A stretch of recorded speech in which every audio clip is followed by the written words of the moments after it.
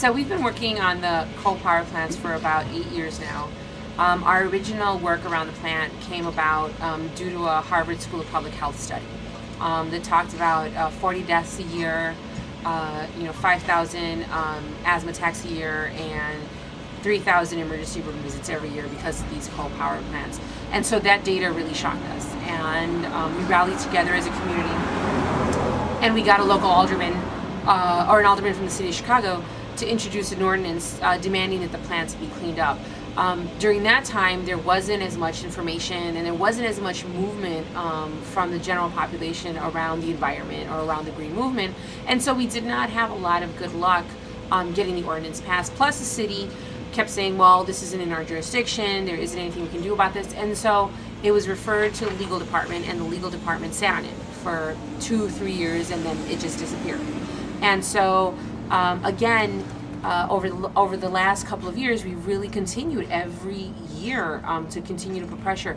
When Chicago was up for a bid for the Olympics, we came out with the Coal Olympics, and we hosted events all over the city highlighting the face of Chicago and what it would look like having the Olympics here with two dirty coal power plants in the background. And so we made a postcard with a torch, and the coal power plant was the base of the torch.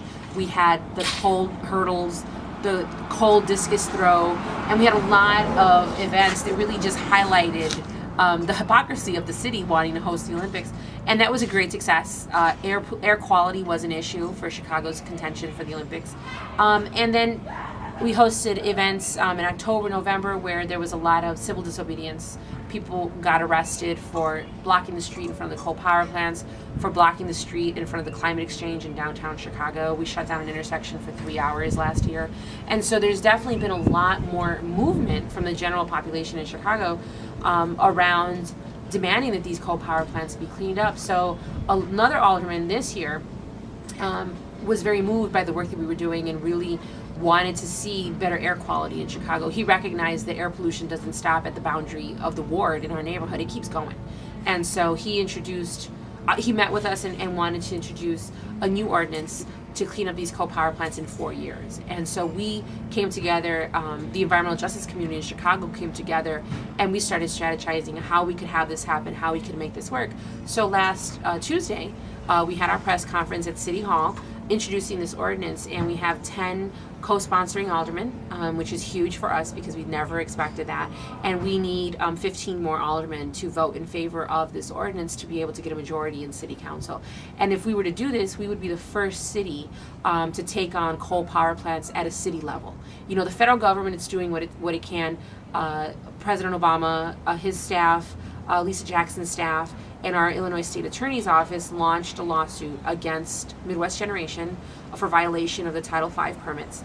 They got thrown out of court last week, saying that the statute of limitations had passed and that the federal government did not have the authority to sue the coal power plants. And so for us, that's an indicator that the federal government is not the end-all be-all. They cannot fix everything for us. We need to man up and take it into our own hands and support the legislation and support the attitude in Washington, which is getting off of fossil fuels. And we have to do that locally. So for us, we want to take it a step further than Los Angeles. You know, Los Angeles said we're going to be off coal by 2020.